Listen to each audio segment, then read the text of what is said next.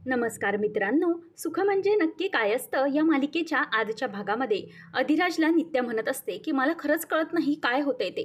मी सगळं आठवण्याचा प्रयत्न करते पण मात्र काही आठवत नाही. डोक्यात नुसतं दुखतंय, असं वाटतंय की कोणीतरी काहीतरी करतंय आणि माझ्या डोक्यावर कसला तरी आघात होतोय, ताण होतोय. तेव्हा तो म्हणतो की आता मॅडम तुम्ही कसलाही विचार करू नका, चला झोपा. आणि तो तिला झोपायला सांगतो, अंगावर पांघरून देतो आणि ती त्याला गुड नाईट बोलते. नंतर अधिराज हसून तिथून निघून जातो. तर इथे शालिनी ही टेन्शनमध्ये असते. ती म्हणते की काय चाललंय नेमकं हे सगळं. ती सगळं टेबलवरचं सामान खाली पाडते आणि म्हणते की किती त्या नित्याला मारण्याचा प्रयत्न केला पण ती काही मरत नाही. किती वेळा मारू तिला, पण कोणती शक्ती आहे तिच्या आजूबाजूला काय माहिती जे तिला वाचवते. ती प्रत्येक वेळेला ती वाचते. त्याच वेळेला आता अधिराजही ह्या वेळेला 2 वेळा तडमडायला आला मध्ये, असं ती म्हणते. मग त्याच वेळेला सोमनाथ म्हणतो की मॅडम मला तरी असं वाटतंय ना की तो अधिराजलाच या सगळ्यातून बाजूला केलं पाहिजे. त्याच वेळेला ती म्हणते की मला जरा माझा फोन दे आणि तो तिला फोन देतो आणि आश्रयला ती फोन लावते आणि म्हणते की आश्रय काय झालं हे. तेव्हा मग तो म्हणतो की तोंडावर पडलीस ना, मला माहीतच होतं हे सगळं घडणार आहे. मी तुला सांगितलंच होतं की व्यवस्थित काही ते कर, पण नाही, तुझा ओव्हर कॉन्फिडन्सच तुला नडला आहे. ती म्हणते की काय करू आश्रय मी आता, नेमकं तुला काय बोलायचंय. तू म्हणालास तसंच मृगश्रेष्ठ नक्षत्रातली व्यक्ती तिला मारणार, मग मी तेच केलं ना, तुझ्या सांगण्याप्रमाणे सगळ्या अटी पाळल्या, पण हे सगळं का झालं. तेव्हा तो म्हणतो की हे बघ शालिनी, तुला मी सांगितलं होतं की प्रत्येक वेळेला तू हे काही जिंकू शकत नाहीस, पण मात्र तिच्या भोवती एक वलय आहे आणि ते वलय जोपर्यंत तिच्या भोवती आहे ते वलय तिला काही करू देणार नाही. तेव्हा ती म्हणते मी काप ना मग ते विलय, तोडून टाक ते वलय, मला तिला चिंधड्या चिंधड्या करायच्या आहेत, सोडायचं नाहीये. तेव्हा आश्रय हे ऐकल्यावर हसायला लागतो आणि म्हणतो की तुला काय वाटतंय हा सगळा साधा सोपा खेळ आहे का. तुला मी वेळ सांगितला होता 10 वाजून 17 मिनिटांचा वेळ, तोपर्यंत तू ती वेळ पाळली नाहीस आणि आता तू मला सांगतेस की त्याच्या चिंधड्या करायच्या आहे. अगं तू जर त्या वलयाच्या चिंधड्या करायला गेलीस ना तर तुझ्या चिंधड्या होतील, लक्षात ठेव. मी तुला सांगितलं होतं की अजिबात या वेळेला कसलीही हयगय करायची नाही, पण नाही, आता तू जर त्याला मारायला गेलीस तर तूच मरशील. मी तुला सांगितलं होतं पुढचे 3 महिने तुझ्यासाठी धोक्याचे आहेत. जर नित्याला तू मारायला निघालीस तर तुझा स्वतःचा मृत्यू होईल, हे लक्षात घे. म्हणून आता तुझी भली ह्याच्यातच आहे की तू काही करू नकोस आणि शांतपणे बस. ती म्हणते की म्हणजे फक्त मी शांतपणे हे सगळं बघत राहू का. तेव्हा तो म्हणतो की हो, तुला हे करण्याखेरीज काहीही दुसरा पर्याय नाही आणि जर तुला विषयाची परीक्षा घ्यायचीच असेल तर घे मग. आणि मग लक्षात ठेव, जर आता तू काही करायला गेलीस तर हे सगळं तुझ्या अंगाशी येईल आणि मग तू जर काही केलं तर हा आपला शेवटचा कॉल असेल, लक्षात ठेव. काहीही करायचं नाही तुला, असं म्हणून आता तो फोन ठेवून देतो. त्यानंतर शालिनी आता गडबडते. ती विचार करते की मी काय करू. तिची चिडचिड होत असते. ती म्हणते की जरी ही नित्याला मी मारू शकले नाही ना, पण तिला मी सुखाने जगू पण देणार नाही. तिला मी असं करेन की तिचं जगणं हे मरण्यापेक्षा बत्तर होऊन जाईल आणि तिला मी तितका त्रास देईन, असा सगळा विचार ती करत असते. आणि म्हणते की पण या नित्याला मी बरोबर करेन, काही झालं तरी हिला मी सोडणार नाही. आणि नेमकं हिच्या मागे कुठलं बल आहे, कुठली व्यक्ती आहे ती. आणि मग ती विचार करते की नक्की कोणती व्यक्ती आहे जी नित्याला सापडली आहे. तर त्या व्यक्तीचा आधी जीव जाईल आणि त्यानंतर मग मी नित्याचं बघेन. तर सोमनाथला ती काम देते आणि म्हणते की गावात सगळीकडे शोध, गावात नवीन व्यक्ती कोण आली आहे का.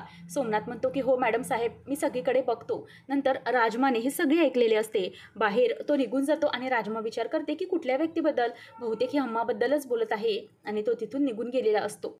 लवलीने अम्माला लपवून ठेवलेले असते आणि त्यावेळेला तिथे सोमनाथ येतो आणि म्हणतो की कोण आहे, कुठे आहे. तेव्हा तो मॅडमला फोन करतो आणि सगळीकडे शोधतो आणि म्हणतो की मॅडम तुमचा आवाज काही मला अजून सापडला नाही. तेव्हा लवली म्हणतो की ओ साहेब काय शोधताय, कुठे शोधताय. तेव्हा तो म्हणतो की त्या दिवशी तुझ्या घरी मॅडम आल्या होत्या ना बघ, तेव्हा त्यांचा काहीतरी ऐवज इथे पडला होता, तो शोधत आहे. तेव्हा तो म्हणतो की नाही, इथे तर काही मॅडमचा ऐवज पडला नाही, मला सापडला असता तर मी सांगितलं असतं. मग तो अम्माच्या जवळजवळ येऊ लागतो. तिथे एक कोंबड्यांचं खुराडं ठेवलेलं असतं, तिथे तो जवळ जातो आणि वर उघडून पाहतो तर त्यातही काही नसतं. आणि तो म्हणतो की मॅडम तुमचा ऐवज इथे सापडला नाही बरं का, असं म्हणून तो तिथून निघून जातो. लवली पाणी विचारत असता तो म्हणतो की तूच पी आणि निघून जातो. लवली आता जाऊन दरवाजा बंद करून घेतो आणि अम्माला म्हणतो की अम्मा ये बाहेर. तर इथे नित्याला सकाळी जाग आलेली असते आणि जाग आल्यानंतर ती बाजूला बघते तर तिथेच खाली बेडवर अधिराज झोपलेला असतो आणि त्याला झोपलेला पाहून तिला खूपच बरे वाटते. ती उठून बसते, स्वतःच्या अंगावरचे सगळे पांघरून वगैरे बाजूला करते आणि नंतर मग अधिराजच्या डोक्यावरून अगदी प्रेमाने हात फिरवत असते. ती म्हणते की अधिराज तुझं माझ्यावर खूप प्रेम आहे, तू जरी मला सांगत नसलास ना तरी मला कळते की तुझं माझ्यावर खूपच प्रेम आहे आणि या सगळ्या गोष्टी या तू सांगत नाहीस, पण माझा जीव तू वाचवलास दोनदा. तुझं प्रेम तू सिद्ध केलं आहेस. किती सांगितलंस तरीही नाकारता येणार नाही. तू नसलास तर माझं काय झालं असतं. आणि म्हणूनच ती त्याच्या चेहऱ्यावरून अगदी प्रेमाने फुंकर मारत असते आणि त्याच्या जवळ जाऊन मिठीत जाऊन तिला बसावंसं वाटत असते. म्हणूनच ती हळूच त्याला हलवारपणे फुंकर मारते आणि नंतर अधिराज गाढ झोपेत असताना ती त्याच्या बाजूला येऊन खाली बसते आणि त्याच वेळेला ती खांद्यावर डोकं ठेवते आणि म्हणते की हनी, माय स्वीट हनी. नंतर ती म्हणते की नाही नाही ओ धनी, पहाट झाली आहे. आणि बघा बाहेर तिकडे कोंबड्याने बांग पण दिली आहे. उठा बघू, खूप सकाळ झाली. त्याच वेळेला आता अधिराज हात डोळे उघडेनासे झालेले असतात म्हणून म्हणतो की काय हे नित्य मॅडम, तुम्ही मला आता स्वप्नात पण छळताय बाई. नाही म्हणजे सकाळ झाली तरी तुमचं स्वप्नात येणं अजून चालूच आहे. तेव्हा ती म्हणते की अहो, मी तुमच्यासोबतच आहे, माझी तुमची सोबत नेहमीची आहे. तेव्हा तो म्हणतो की हो तीच तर आहे, मला माहिती आहे तुमचं माझ्यावर लई प्रेम आहे. आणि तेव्हा मग ती म्हणते की तुझं तुझं प्रेम आहे का. तेव्हा तो म्हणतो की मग माझं प्रेम हे काय सांगायची गोष्ट झाली का, तुमच्यावर माझं प्रेम नसणार का. तेव्हा मग तो म्हटल्यावर ती म्हणते की अरे आपण स्वप्नात नाही, आपण सत्यात आहोत. तेव्हा तो म्हणतो की अहो नित्या मॅडम, हे असं तुम्ही सकाळी इथे येऊन काय बसला आहात. तेव्हा ती म्हणते की मग मी माझ्या नवऱ्याबरोबर बसली आहे, प्रेमाने बसली आणि त्याच्या मिठीत मला झोपावंसं वाटलं, तर मग काही कुठे गुन्हा आहे का. माझा असता नवरा आहे ना, माझा हक्काचा नवरा आहे. तेव्हा आता अधिराजला ती म्हणते की पण मला सांग, मी काय तुझ्या स्वप्नात येते का, तू आता मला स्वप्नात बोलत होतास. तेव्हा तो म्हणतो की नाही नाही, कुठं काय, मी तर काहीच बोललो नाही, उगाचच आपलं तुमचे कान वाजतात. तेव्हा ती म्हणते की नाही, हे ना मग सगळं ना मी फोनमध्ये रेकॉर्डच करून ठेवलं पाहिजे होतं, मग तुला समजलं असतं की मी काय म्हणते ते. खरंच त्यावेळेला मला सुचले नाही, पण तू खरंच सांगत होतास असं की मी तुझ्या स्वप्नात येते वगैरे असं काहीतरी बडबडत होतास. त्याच वेळेला आता अधिराज हा तिच्याकडे बघतच राहतो आणि नित्या म्हणते की बघ हा, मला तरी कळलं आहे की तुला माझ्याबद्दल नेमकं काय वाटतं, पण तू ते उघड उघड कबूल करत नाहीस ना, म्हणूनच. मग आता अधिराज म्हणतो की नित्या मॅडम, अहो सकाळ झाली आणि हे सगळं तुमचं काय चाललं आहे. तेव्हा ती म्हणते की मला माहिती अधिराज, तू कितीही सांगत नसलास तरी तुझं माझ्यावर खूप प्रेम आहे. तेव्हा तो म्हणतो की चला आम्ही आवरतो, फार उशीर झाला आहे, मी जातो. आईडे आवाज देत असेल असं म्हणून तो निघून जातो आणि ती हसतच राहते. त्याची चोरी पकडली गेलेली असते. त्यानंतर आता इथे शालिनी विचार करत असते की मी काय करू, कसं करता येईल जेणेकरून मला त्या नित्याला काहीतरी मात देता येईल. तिला असं स्वस्तपणे मला जगू द्यायचे नाही, तिचा मरण मला अगदी महाग करायचे आहे. त्याच वेळेला राजमा तिला चहा घेऊन येते आणि म्हणते की हे घ्या मॅडम चहा घ्या. तेव्हा ती म्हणते की ठेवतो तिकडे चहा, माझं डोकं फाटतंय. तेव्हा ती म्हणते की मग हल्लीचा तुम्ही लय विचार करताय ना डोक्याने, म्हणूनच. ती बघतच राहते. तेव्हा ती म्हणते की अहो मॅडम, पण तुम्ही कसला इतका विचार करताय, काल ती नित्या पण आली, ती चहा प्यायली आणि निघून गेली. कुठे गेली काय गेली तुम्हाला माहीत आहे का. तेव्हा शालिनी म्हणते की नाही, मला काहीच माहिती नाही आहे. मग आता शालिनीला ती म्हणते की द्या मी तुमचं डोकं चेपून देते. आणि मग ती डोकं चेपून देत असताना तिचा सोमा येतो आणि म्हणतो की मॅडम साहेब, मी सगळं गाव शोधलं पण कुठेही ती म्हातारी सापडली नाही. आणि त्यानंतर मग आता इथे नित्या ही अधिराजसाठी नाश्ता घेऊन येते. त्याने ऑलरेडी तिच्या हातचे पोहे खाल्लेले असतात आणि आईचे हातचे पोहे खाल्ल्यावर ती म्हणते की हो, त्याने माझ्या हातचे 2 प्लेट पोहे खाल्ले आहेत, आता त्याला भूक नसेल. म्हणूनच आता ती उपमा घेऊन चाललेली असते. तितक्यात अधिराज हात धरतो आणि म्हणतो की एक मिनिट, ओ नित्या मॅडम, चाललात कुठं. मी आयडेच्या हातचे 2 प्लेट पोहे खाल्ले, पण तरी माझं ना पोट भरल्यासारखं नाही वाटलं.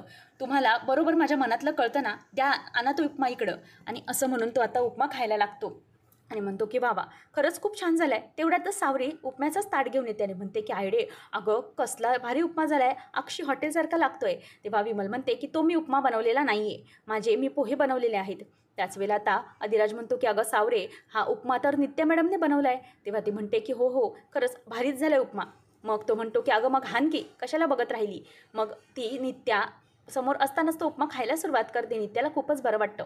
मात्र नित्या आता विमलने बनवलेले पोहे घेते आणि ते पोहे खायला सुरुवात करते आणि म्हणते की वा, खरंच खूप छान पोहे झालेले आहेत, खूप छान झालेत आई. आणि त्याच वेळेला विमल काहीच बोलत नाही. पाहुणीला शालिनीचा फोन येतो म्हणून ती बाजूला निघून जाते. आणि त्याच वेळेला आता पाहुणी म्हणत असते की काय झालंय, अहो तुम्हाला माहिती आहे का, ती नित्या राजच्या किती जवळ जायले, नुसती त्याच्या मागे पुढे करत आहे, काहीतरी करा.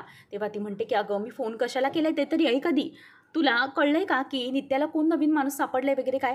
ती म्हणते की नाही, अजून तरी काहीच कळलेलं नाही. तेव्हा शालिनी म्हणते की मग करतेस काय तू, लक्ष ठेव तिच्यावर आणि तिच्या रूममध्ये वगैरे बघ नवीन काय सापडतंय का, कुणाचा फोटो किंवा कुठलं कार्ड किंवा संशयास्पद काही गोष्ट सापडते का, तर ते चेक कर, जा आधी जाऊन ते सगळं बघ.